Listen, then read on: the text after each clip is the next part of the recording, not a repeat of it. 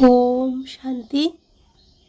আজ 5ই মে 2024 অব্যক্ত বাপদাদার অমূল্য মধুর মহাবাক্য শুনব। এই অব্যক্ত মধুর মহাবাক্য অব্যক্ত বাপদাদা 15ই নভেম্বর 1999 শুনিয়েছিলেন, যেখানে বাপদাদা বলেন, বাবা সমান হওয়ার সহজ পুরুষার্থ আজ্ঞাকারী হও। আজ বাপদাদা নিচের হলিহংস মণ্ডলীকে দেখছেন। প্রত্যেক বাচ্চা হলিহংস সদা মনে জ্ঞান রত্নরাজির মনন করতে থাকে। হলিহংসের কাজই হলো ব্যর্থের কাকড় ছেড়ে জ্ঞান রত্নরাজির মনন করা। এক এক রত্ন কত অমূল্য। প্রত্যেক বাচ্চা সমূহ জ্ঞান রত্নের আকর হয়ে গেছে। জ্ঞান রত্নের ভাণ্ডারে সদা পরিপূর্ণ থাকে। আজ বাপদাদা বাচ্চাদের মধ্যে এক বিশেষ বিষয় চেক করছিলেন। সেটা কি ছিল?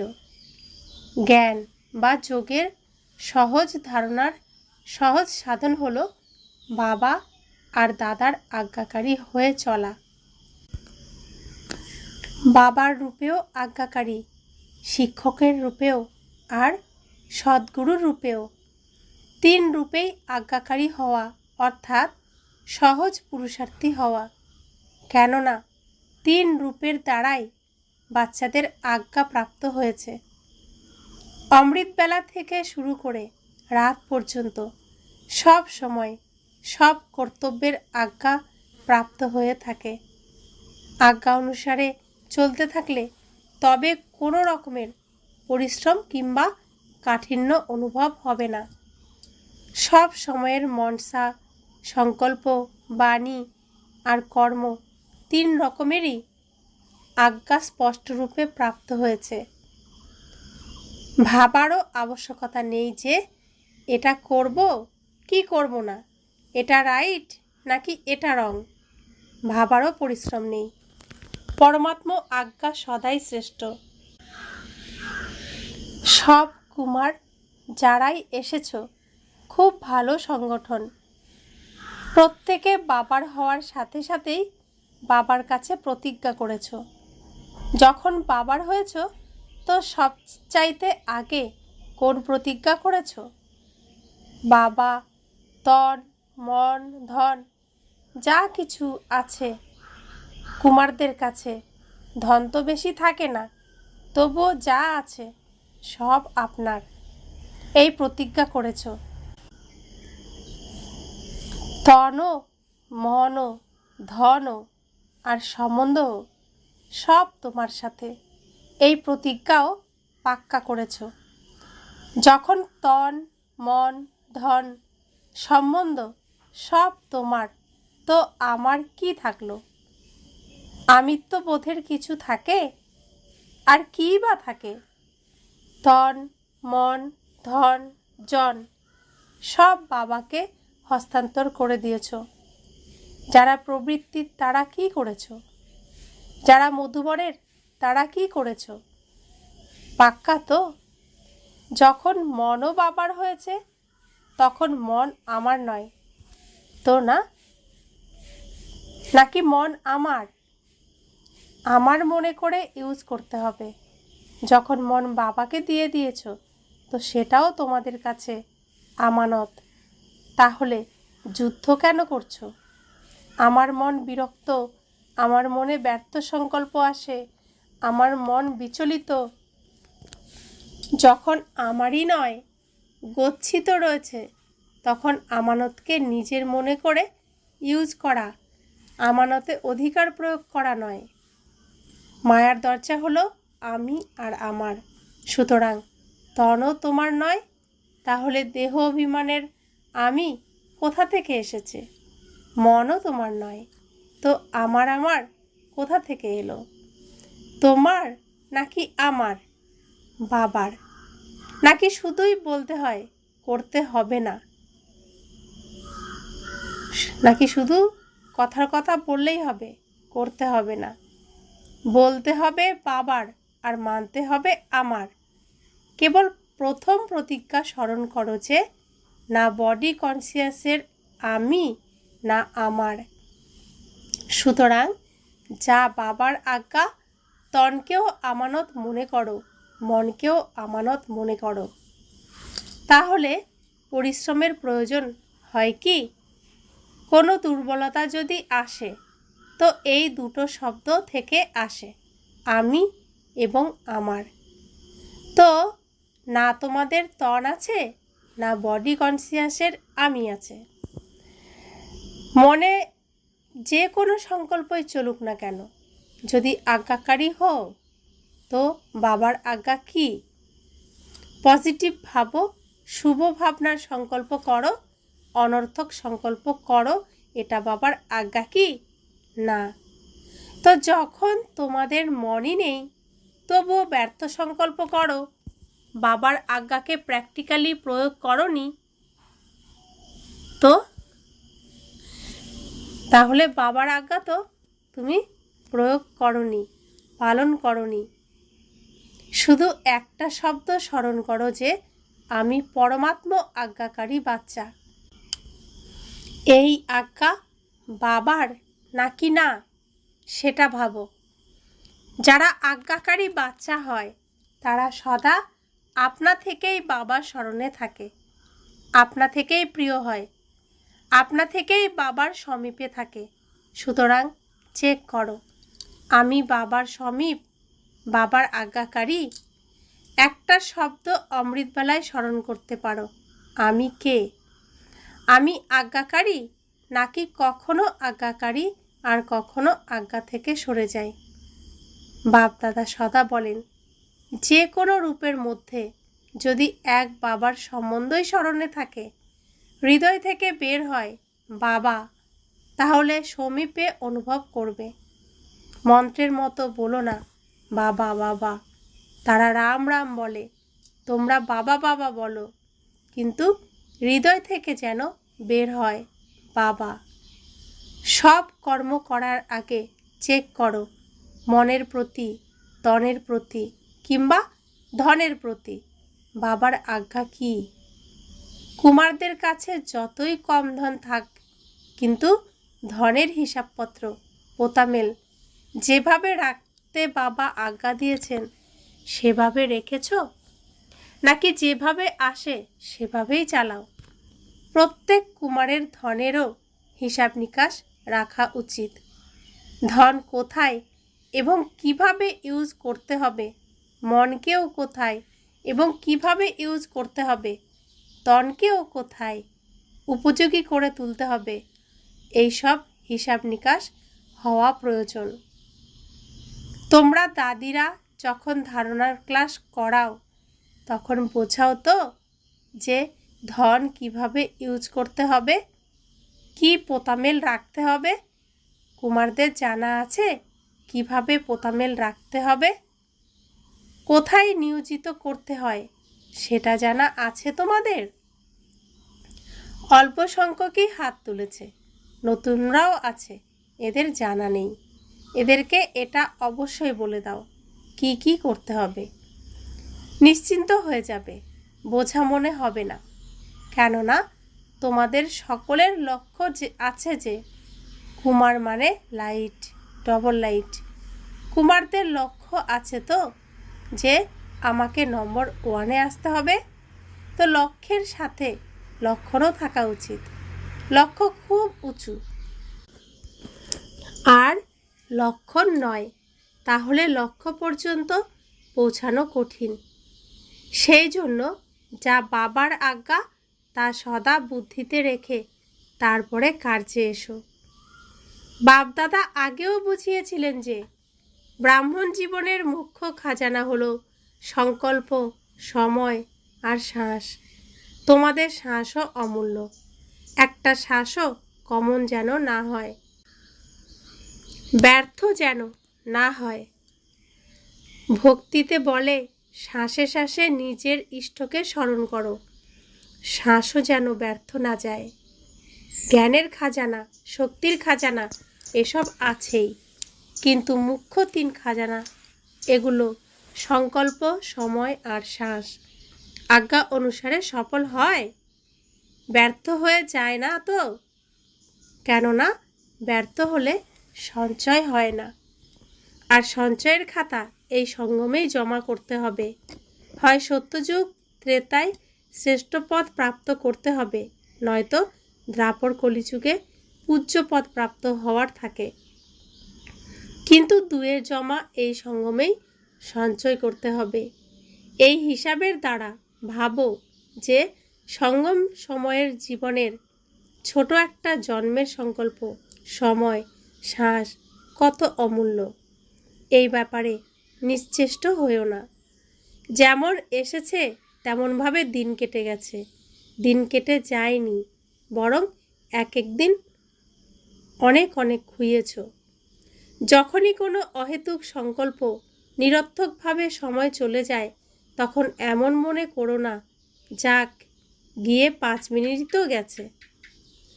সংরক্ষণ করো, সময় অনুসারে দেখো প্রকৃতি নিজের কার্যে কত প্রখর, কিছু না কিছু খেলা দেখাতেই থাকে, কোথাও না কোথাও খেলা দেখাতেই থাকে। কিন্তু প্রকৃতিপতি ব্রাহ্মণ বাচ্চাদের খেলা একটাই, উঠতি কলার। তো প্রকৃতি খেলা তো দেখায়, কিন্তু ব্রাহ্মণ নিজের উঠতি কলার খেলা দেখাচ্ছ। কোনো এক বাচ্চা বাপদাদাকে উড়িষ্যার রেজাল্ট লিখে জানিয়েছে, এই হয়েছে ওই হয়েছে। তাহলে প্রকৃতির সেই খেলা তো দেখে নিয়েছ। কিন্তু বাপদাদা জিজ্ঞাসা করেন যে, তোমরা শুধু প্রকৃতির খেলা দেখেছ, নাকি নিজের উঠতি কলার খেলায় বিজি ছিলে, নাকি শুধু সমাচারই শুনতে থেকেছ? সমাচার তো সব শুনতেও হয়, কিন্তু সমাচার শুনতে যতটা ইন্টারেস্ট থাকে, ততটা নিজের উঠতি কলার স্থিতি বজায় রাখতে ইন্টারেস্ট ছিল? কিছু বাচ্চা গুপ্তযোগীও ছিল। এমন গুপ্তযোগী বাচ্চাদের বাপদাদার অনেক সহায়তাও প্রাপ্ত হয়, আর এমন বাচ্চারা নিজেরাও অনড় সাক্ষী হয়ে থেকেছে এবং সময় মতো বায়ুমণ্ডলেও সহযোগ দিয়েছে। যেমন স্থূল সহযোগ যারা দেয়, হয় গভর্নমেন্ট আশেপাশের লোকজন সহযোগ দেওয়ার জন্য তৈরি হয়ে যায়, তেমন ব্রাহ্মণ আত্মারাও নিজেদের সহযোগ, শক্তি, শান্তি দেওয়ার, সুখ দেওয়ার যে ঈশ্বরীয় শ্রেষ্ঠ কার্য আছে তা করেছ। যেমন ওই গভর্নমেন্ট এটা করেছে, অমুক দেশ এটা করেছে, তড়িঘড়ি করে অ্যানাউন্সমেন্ট করতে লেগে যায়। তো বাপদাদা জিজ্ঞাসা করেন, তোমরা ব্রাহ্মণরা নিজেদের এই কার্য করেছ? তোমাদেরও অ্যালার্ট হওয়া উচিত। স্থূল সহযোগ দেওয়া সেটাও আবশ্যক, এতে বাপদাদা নিষেধ করেন না। কিন্তু ব্রাহ্মণ আত্মাদের যেটা বিশেষ কার্য, যা আর কেউ সহযোগ দিতে পারে না, এমনভাবে অ্যালার্ট হয়ে সহযোগ দিয়েছ তোমরা? দিতে হবে তো? নাকি তাদের শুধু বস্ত্র প্রয়োজন, আনাজ প্রয়োজন? কিন্তু প্রথমে তো মনে শান্তি চাই, মোকাবেলা করার শক্তি চাই। তো স্থূলভাবে করার সাথে সাথে সূক্ষ্ম সহযোগ ব্রাহ্মণই দিতে পারে, আর কেউ দিতে পারে না। এটা তো কিছুই না, এটা তো রিহার্সাল। রিয়েল তো আসবে, যা আসছে তা রিহার্স করাচ্ছেন তোমাদের বাবা এবং সময়। তো যে শক্তি, যে খাজানা তোমাদের কাছে আছে, সেসব সময় মতো ইউজ করতে জানো তোমরা? কুমার কি করবে? শক্তি জমা আছে তোমাদের, শান্তি জমা আছে, কিভাবে ইউজ করতে হয় জানো? হাত তো খুব ভালো তোলো তোমরা, এখন প্র্যাকটিক্যালি দেখাও। সাক্ষী হয়ে দেখতেও হবে, শুনতেও হবে, আর সহযোগ দিতেও হবে। একদম অন্তিমে যখন রিয়েল পার্ট প্লে হবে, তাতে সাক্ষী আর নির্ভীক হয়ে দেখতেও হবে, আর পার্ট প্লেও করতে হবে। কোন পার্ট? দাতার বাচ্চারা দাতা হয়ে আত্মাদের যা চাই তা দিতে থাকবে, তোমরা মাস্টার দাতা তো, স্টক জমা করো। নিজের কাছে যতটা স্টক হবে ততটাই দাতা হতে পারবে। অন্ত পর্যন্ত নিজের জন্যই জমা করতে থাকবে তো দাতা হতে পারবে না। অনেক জন্মের জন্য যে শ্রেষ্ঠ পদ প্রাপ্ত হওয়ার আছে তা প্রাপ্ত করতে পারবে না। সেই জন্য এক তো নিজের জন্য স্টক জমা করো। শুভ ভাবনা, শ্রেষ্ঠ কামনার ভাণ্ডার যেন সদা পরিপূর্ণ থাকে। 2, যে বিশেষ শক্তিগুলো রয়েছে সেই শক্তিগুলো যে সময় যে শক্তির প্রয়োজন তা যেন দিতে পারো। সেই সময় অনুসারে শুধু নিজের পুরুষার্থে সংকল্প আর সময় দাও, সেই সাথে দাতা হয়ে বিশ্বকেও সহযোগ দাও। তোমাদের নিজের জন্য কি পুরুষার্থ করা উচিত সেই বিষয়ে তোমাদের বলেছি। অমৃতবেলাতেই এটা ভাবো যে আমি আজ্ঞাকারী বাচ্চা, প্রতিটি কর্মের জন্য আজ্ঞাপ্রাপ্ত হয়েছে। ঘুম থেকে ওঠার, ঘুমানোর, খাওয়ার, কর্মযোগী হওয়ার সব কর্মের আজ্ঞা প্রাপ্ত হয়েছে। আজ্ঞাকারী হওয়া এটাই বাবা সমান হওয়া। ব্যাস, শ্রীমতে চলা, না মনমত না পরমত। অ্যাডিশন যেন না হয়। কখনো মনমতে কখনো পরমতে যদি চলবে তো পরিশ্রম করতে হবে, সহজ হবে না। কেননা মনমত পরমত উঠতে দেবে না। মনমত পরমত হলো বোঝা, আর বোঝা উঠতে দেবে না। শ্রীমত ডবল লাইট বানায়। শ্রীমতে চলা অর্থাৎ সহজে বাবার সমান হওয়া। শ্রীমতে যারা চলে তাদেরকে কোনো পরিস্থিতি নিচে নিয়ে আসতে পারে না। তো শ্রীমতে কিভাবে চলতে হয় জানো তোমরা? আচ্ছা, কুমার এখন কি করবে? নিমন্ত্রণ পেয়েছো তোমরা? স্পেশাল খাতিরদারি হয়েছে। দেখো কত প্রিয় হয়ে গেছো। তাহলে এবারে ভবিষ্যতে কি করবে? রেসপন্ড করবে নাকি ওখানে গেলে ওখানের, এখানে এলে এখানের, এরকম নয় তো? এখানে খুব মজায় রয়েছো, মায়ার আঘাত থেকে সুরক্ষিত আছো। এমন কেউ আছে যার কাছে এখানে মধুবনেও মায়া এসেছে? এমন কেউ আছে যাকে মধুবনেও পরিশ্রম করতে হয়েছে? সেফ আছো, এটা ভালো। বাপ দাদাও খুশি হন। সময় আসবে যখন ইউথ গ্রুপের দিকে গভর্নমেন্টের অ্যাটেনশন যাবে, কিন্তু তখনই যাবে যখন তোমরা বিঘ্ন বিনাশক হয়ে যাবে। বিঘ্ন বিনাশক কার নাম? তোমাদের নাম তো। বিঘ্নের সাহস হবে না কোনো কুমারের সাথে মোকাবিলা করবে, তখন বলবে বিঘ্ন বিনাশক। বিঘ্নের হার যদিও বা হয়, কিন্তু আঘাত যেন না করে। বিঘ্ন বিনাশক হওয়ার সাহস আছে তোমাদের? নাকি ওখানে ফিরে গিয়ে পত্র লিখবে, দাদি খুব ভালো ছিল কিন্তু জানি না কি হয়ে গেল? এমন লিখবে না তো? এই খুশির খবর লেখো, ওকে ভেরি গুড, আমি বিঘ্ন বিনাশক, ব্যাস। একটা শব্দ লেখো, বেশি লম্বা পত্র নয়। ওকে, আচ্ছা। বাবার তো কোটি কোটি সন্তান, তো তাদের সবার মনের কথা শোনা, ইচ্ছা পূরণ করা, তাদের পত্রের জবাব দেওয়া বাবার কত কাজ, কত দায়িত্ব। তাই যতটা সংক্ষেপে পত্র লেখা যায় ততই বাবার ভালো। বাবা বলছেন মধুবনেরও বিশেষত্ব বাপদাদার কাছে পৌঁছে গেছে। যারা মধুবনের তারা নিজের চার্ট পাঠিয়েছে, বাপদাদার কাছে পৌঁছেছে। বাপদাদা সব বাচ্চাকে আজ্ঞা পালন করা আজ্ঞাকারী বাচ্চাদের নজরে দেখেন। বিশেষ কার্য পাওয়া মাত্র এভার রেডি হয়ে পড়েছে। এর জন্য তিনি বিশেষভাবে অভিবাদন করছেন। এটা ভালো, প্রত্যেকে নিজেরটা স্পষ্ট লিখেছে। দাদির প্রতি, তুমিও রেজাল্ট দেখে ক্লাস করিও।